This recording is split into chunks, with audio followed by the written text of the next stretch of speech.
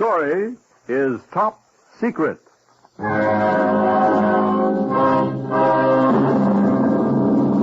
Top Secret.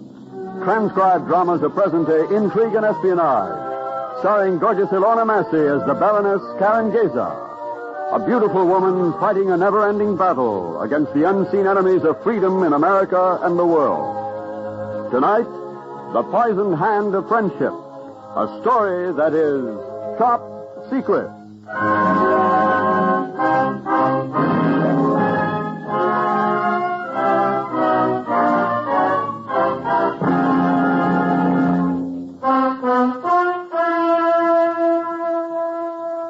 Assignment 14 began in New York with a telephone call.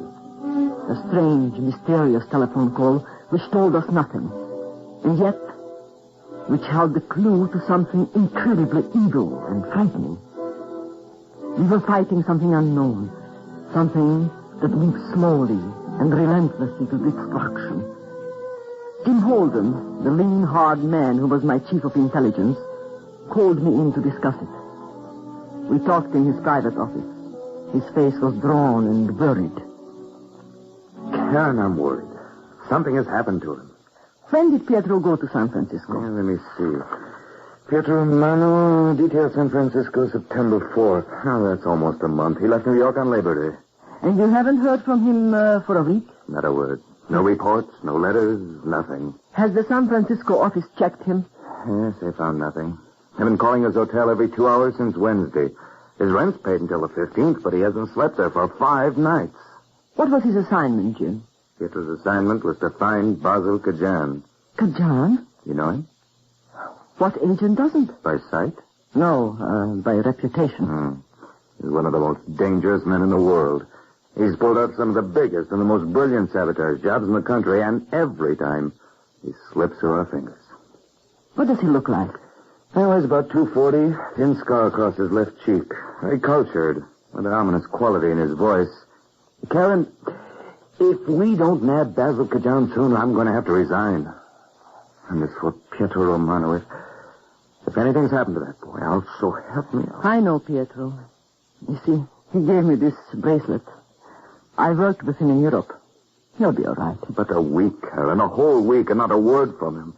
I've left messages at his hotel, the Frisco office has telephoned, I've telephoned, nothing. He's vanished, absolutely. Mr. Holden, Pietro's on the phone long distance on 814. Oh, thank God. Hello? Hello? Jim. Pietro, where have you been? I've been telling the whole country why to get you. I can't talk long. They're after me. Now get this. Go ahead. The Kansas City. It's a boat, a freighter. It's sailing from Pier 88 next Monday. Kansas City, Pier 88. Listen, Jim. I found Basil Kajan. He's after me. I'm going to the Frisco police right now. Now, Jim, listen. It's wheat. It's what? Wheat. W-H-E-A-T. What are you talking about? It's wheat. And Kajan is... I will kill you without the slightest hesitation. Hello? Hello? Pietro. Johnny? Yes, Mr. Holden, I heard it on the extension. You want me to trace the call? Did they say where he was calling from? It was from a pay station. I heard him dropping in the money. I'll get on it right away. And get Baroness Gay's that ticket on the next flight to San Francisco. You bet, Mr. Holden. It's good as done. Karen, go home and pack your clothes. Be ready in an hour. I'll drive you to LaGuardia myself.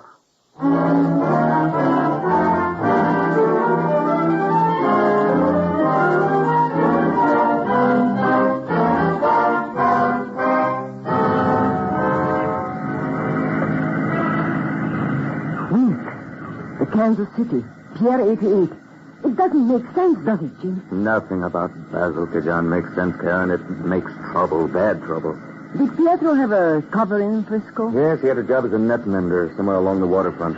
A net mender? He was brought up by the ocean. Seemed a good idea at the time. I always liked him. Liked? You think he's dead? Oh, no. No, I'm sure he's not. He can be. But you used the past tense. Why, Karen? I don't know, Jim. Listen, I want Basil Kajan. I want him dead, I want him alive, but I want him. All right, Jim. Dead or alive, I'll get him.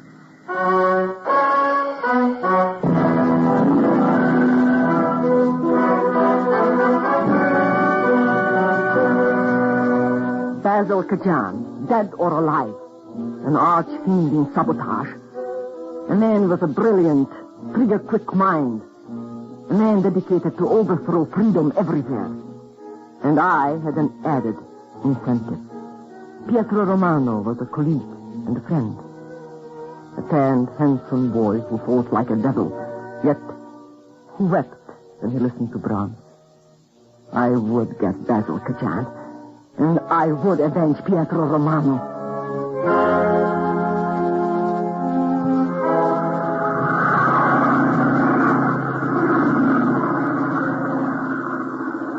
The great plane ate its way through the night, speeding to San Francisco at 18,000 feet and 420 miles an hour. My mind was in a turmoil. Wait, a boat called the Kansas City. A telephone call traced to a restaurant on Market Street, owned by a man named Nicholas. This was all I had to go on.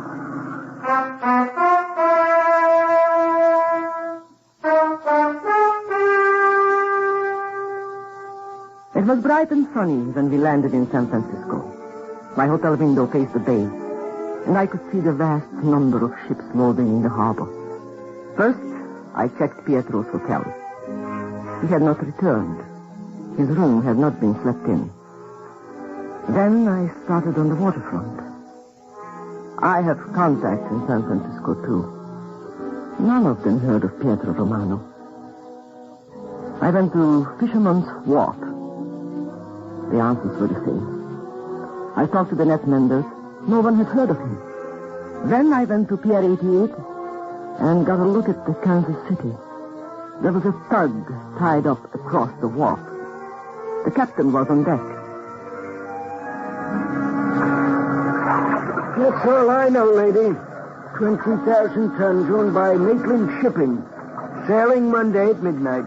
Where is it bound for? Pinned in, French Indochina. Do you know what the cargo is? Wheat. Why are you so interested, lady? Oh, I'm just a tourist, and I'm curious about boats. Well, thank you for your information. Goodbye. It's okay, lady. You're welcome. If Dame's a tourist, I'm Peter Pan. Pietro! Up on deck, huh? What is it, Jake? There's nobody around. Come on up. No, it's safer down here. The dame was just asking about the Kansas City. Said she was a tourist. Come on up. Nobody's around. Okay. Asking what? When it sailed, what cargo, where it was bound for. You still see her in a light suit. Where? At the head of the dock. No, to the right. You missed him. You missed something, too. Seen anybody else? Nope. Nicholas or his thug? Nope. You trust me, Jake? Sure, I trust you. You can hide on this boat till the day they scrap it. If you don't want to tell me why, you don't have to. Jake, they tried to kill me last night. Getting away was luck. Sheer luck. So the less you know, the safer you'll be. But that boat isn't going to sail Monday. If I have to get aboard it and scuttle it.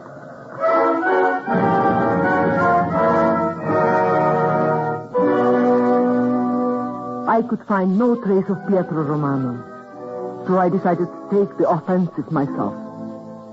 I dropped in for a cocktail at the restaurant owned by Nicholas. Besides the cloakroom was a telephone booth. The number checked was the call Jim Holden had traced.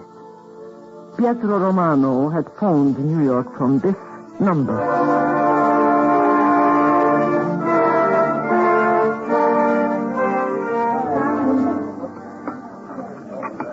I inspected the restaurant carefully. I watched the man called Nicholas, a fat, jovial, kindly man who clucked over his customers, laughed at everything, and ate almost unceasingly. A spy's instinct is to trust no one, but finally, when working alone becomes impossible, it becomes necessary to enlist help. I sent a message to Nicholas by a waiter. Good evening, madame. My head waiter tells me that you wish a word with me. Yes, I wish to talk about money. Money? Sit down. Thank you, madame. Now, the subject was money, $5,000. For whom? For you. As a gift? As a price. For what? Information. What kind of information? Are you interested? Madame, for $5,000, you may have my entire brain broiled under glass. I'm looking for a man. No, I refuse to believe it. The men look for Madame, but never Madame for the men. I want direct answers, Nicholas. I'm not here to enjoy myself. Have you ever heard of a man named Kajan? Basil Kajan? No. I want to know where he is. In San Francisco? Yes. Madame, this restaurant has a clientele that is, well, I have ways of getting information. Mm-hmm. The name, you say, is Kajan. Basil Kajan, yes. Why do you want this information? That is none of your business. I see. You'll pay me $5,000? If you can locate him for me in the next 24 hours, I will pay you $5,000, yes. Here is 1,000. On account. Thank you. Believe me, there is nothing wrong about this. I merely wish to know his whereabouts. Come back tonight, Madame. We close at 1 o'clock. All right. Come about 12:30. By then, I'll have the information. Or else, I'll return your money.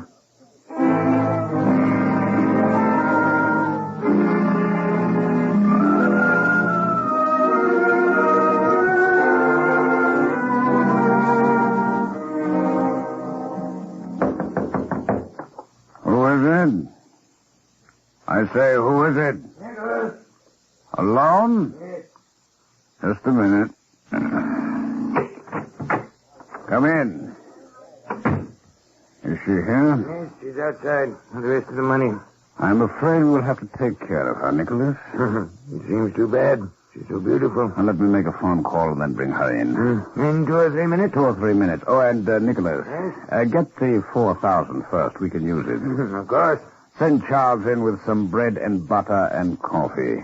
You mean, I think we shall use the Baroness for a little experiment. isn't it dangerous? If I am to spend the rest of my stay in San Francisco hiding in this wretched room, I merit a little diversion. She's the one against whom we were warned? She is a Baroness, not like the others. She has money, power. We've never met, but she's an old enemy of mine. Our paths crossed in Europe.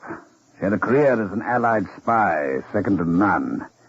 It will amuse me to play with this moth-eaten Mata Hari. Send Charles first, then bring her in. Yes, right.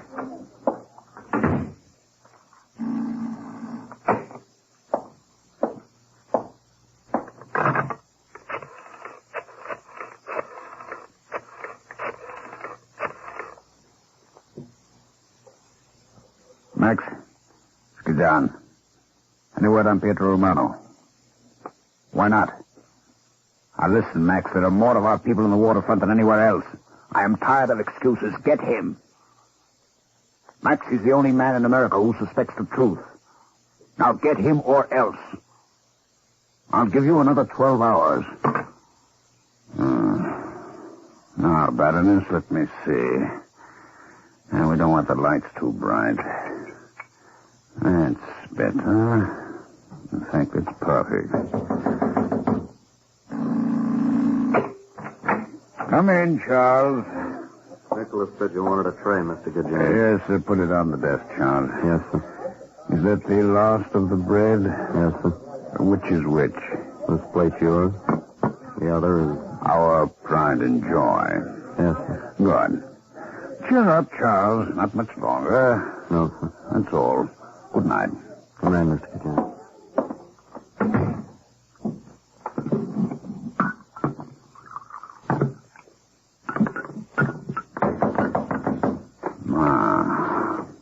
Come in, Nicholas. Here, Madame, is the man who knows more about Basil Kajan than anyone else in the world. Thank you, Nicholas. I will leave you now. Nicholas is being very mysterious about this. I hope you don't mind. Sit down, my dear. Thank you. Coffee? Yes, thank you. I'd like some. Good. Thank you. I eat rather simply, but the bread is good and the butter fresh. Being a European yourself, you can understand how delicious plain food can be. Yes, I can indeed. Thank you. What do you think of the bread? It's really delicious. Is it? Wonderful. Is that so extraordinary? No. We thought it would be good to eat. Nicholas said you wish to remain anonymous. That is correct. That you know Basil Kajan. Yes, I know very well. Do you know where he is now? Yes. Where? Here. Huh? What? I am Basil Kajan. Baroness? Oh, now, how silly of you. Only American women drop cups and faint and scream. I'm sorry. I was rather startled. That's better. Calmness is what I like, especially in women. What's that? That, my dear Baroness, is the bolt in the door. I control it electrically with a button under my desk. Oh, now I understand your reputation. Indeed. For being a frustrated actor. Is that all you heard about me? No, I heard that you were supposed to be very frightening. And don't I frighten you? No. Then allow me to try again. Cigarette? No, thank you. That bread you ate is rather special. However, a mouthful won't hurt you. You see, it is made from what would appear to be ordinary flour, milled from what would appear to be ordinary wheat. Am I boring you, Baroness? Men who are overweight invariably bore me. Baroness, I am making a mental note of your insults. I will repeat them if you forget.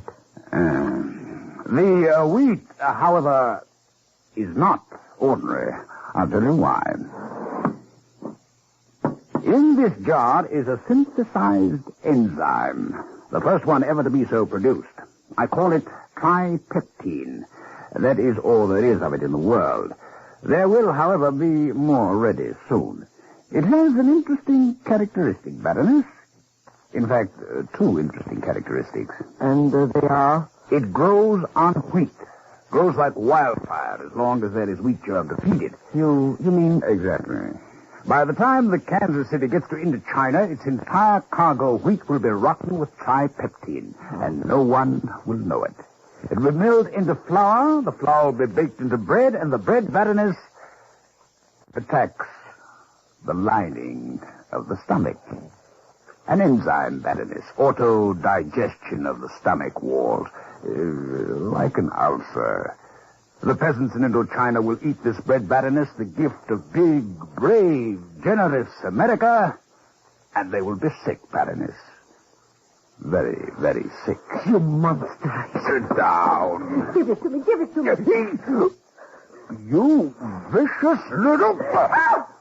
Bite me, will you? You're insane. You're crazy, mad insane. Insane, am I? Asia for Asiatics. America is poison. This will prove it. Prove it. Indochina will be ours. Can't do it. Can't do it, Baroness. I've done it. The captain of the Kansas City is on my payroll. I will sail with a ship. I will sprinkle the contents of that jar through the cargo. Don't you care? Don't you care that the world will brand you as a traitor? Care. I want publicity. Food from America is poisoned. America's gifts are gifts of death. Kajan, don't you see that your side cannot win? It can't. Can't win, eh? Can't win. We can't lose, Baroness. What has your side got? Nothing but a million heads filled with silly ideas and hopeless confusion. How can you win? Because we have right and decency and God. Oh, you talk like a child. There's God on our side. And the bomb. I want you to think of that. No, but we have thought of it. We look over your shoulder while you work on your bomb. Do you think we haven't infiltrated everywhere? Here, read this. What is it? Read it. Read it!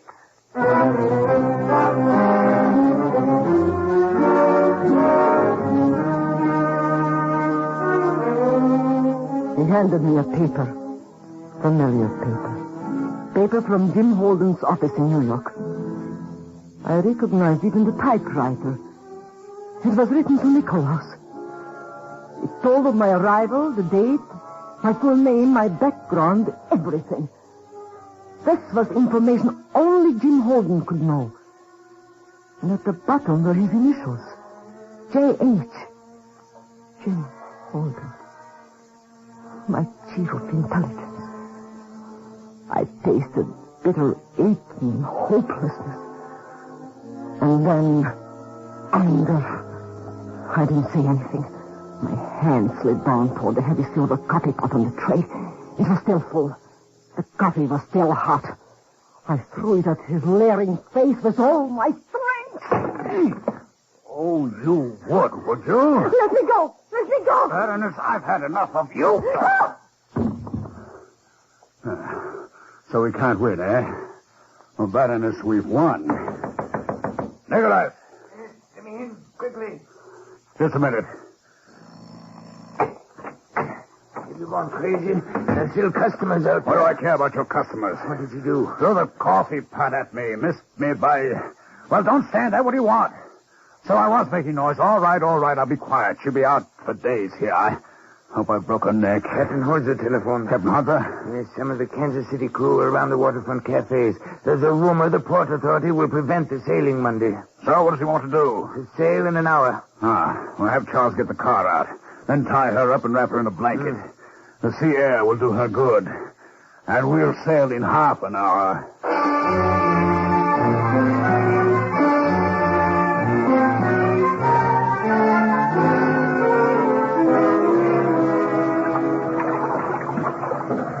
Hey, Pietro. What is it, Cap? Kansas City's hoisting her anchor. What? There it goes. But the sailing order said Monday night. No, order my neck. That ship's getting ready to sail. It's funny, too. Usually they pull the gangplank up first. Look, only one rope aft and one forward. Nothing's holding her but 2 ropes and the gangplank. That captain must be in a hurry. What's that? That, son, is drunk sailors. Well, there they are. Yeah, they got abroad. Didn't know the Kansas City took passengers. And she's drunk. She's so drunk they're dragging her. Honey, she ain't drunk. She's fractured. Cap, come on. We're taking a walk. Quick. Want a hand? You take care of yourself. They're taking her on board the Kansas City. No. What? I thought it... Oh, no, it couldn't be. Looks kind of like the dame that asked those questions.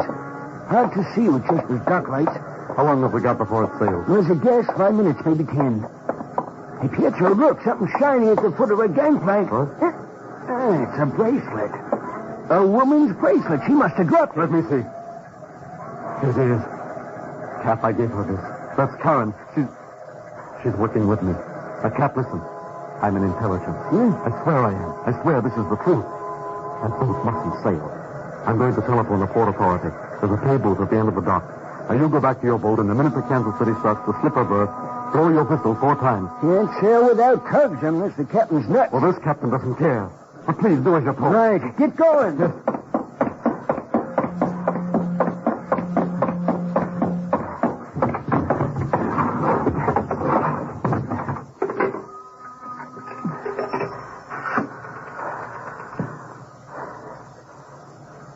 Operator, this is an urgent call.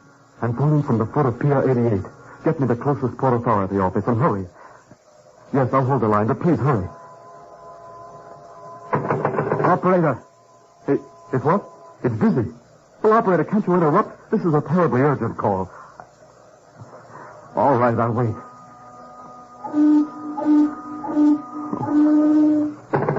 Operator? Hello. What's the matter with you, operator? I told you this is a terribly urgent call. Well, then listen to me. Listen. There's a boat, the Kansas City. It's sailing from Pier 88.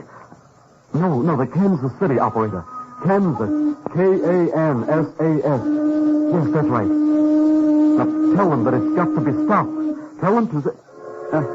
oh, never mind.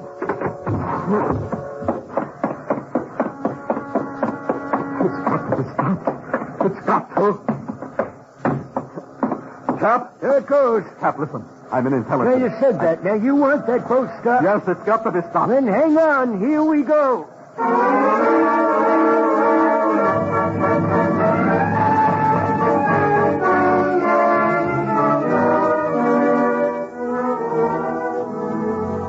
I could feel the throbbing engines of the Kansas City gathering speed, pushing out of the berth, edging into the channel. I had bungled. I had failed. Tears of frustration and rage ran down my cheeks. I was locked into the aft cabin on the starboard side. Kajan had left me there alone. Through the porthole I could see the lights of San Francisco, twisting, turning. I held my cigarette lighter at the porthole, flicking it off and on. 3 short, 3 long, 3 short. The SOS. Hoping, praying that somebody, somewhere would understand. And then I saw it. A blunt, powerful tug surging at us out of the night with no light. It was pointed straight at our starboard side. Its funnel belching sparks, cutting through the choppy water at top speed. The Kansas City's whistle shrieked a warning. And then there was a shuddering, grinding crash.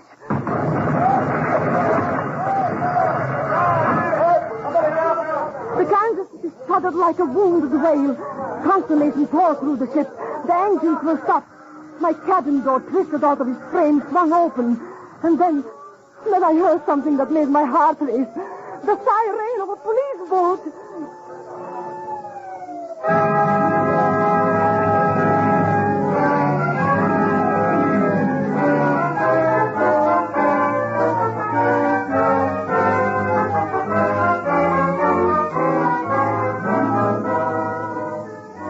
Kajan and his jar of horrors were captured. The Kansas City was towed back to its berth. The port authority detained the entire crew for investigation.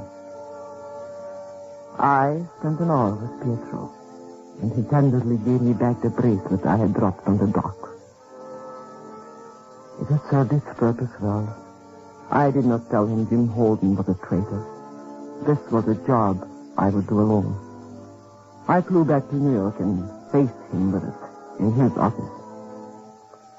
Splendid work, Karen, both of you. When Pietro gets back to New York, I'll blow you to dinner. Best in town.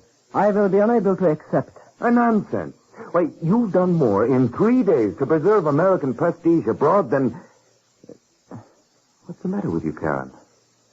I would like you to read this and tell me if you wrote it. I got it from Kajan after he was captured. He told me they had infiltrated. But I never dreamed that you of all people, would do it. Yes. The initials are yours. Or is there another Jim Holden in this office? Karen, you poor kid. I'm so sorry you had to go through all this. Then you admit it. You admit that the JH is you. No. No, the J is for Johnny. Oh, Johnny? Johnny Henderson, the office boy. We arrested him yesterday.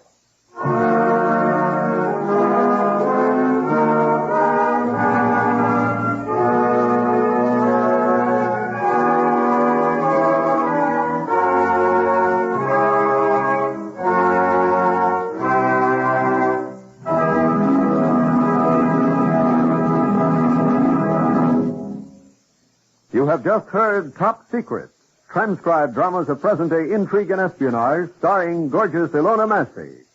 Here is Miss Massey with a preview of next week's Top Secret. Next week, a story that began in a deserted subway station in New York and ended with the breaking of a personality. It is a story of sabotage, of evil, and of love and great courage. Disaster. Next week on Top Secret.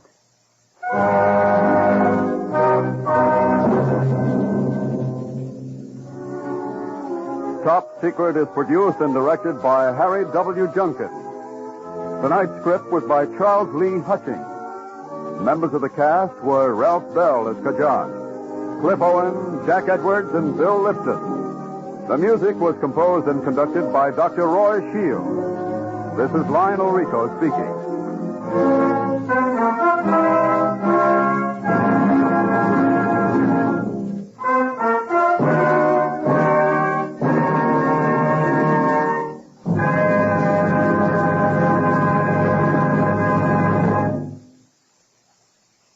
Spend Tuesdays this fall with Bob Hope and Baby Snooks on NBC.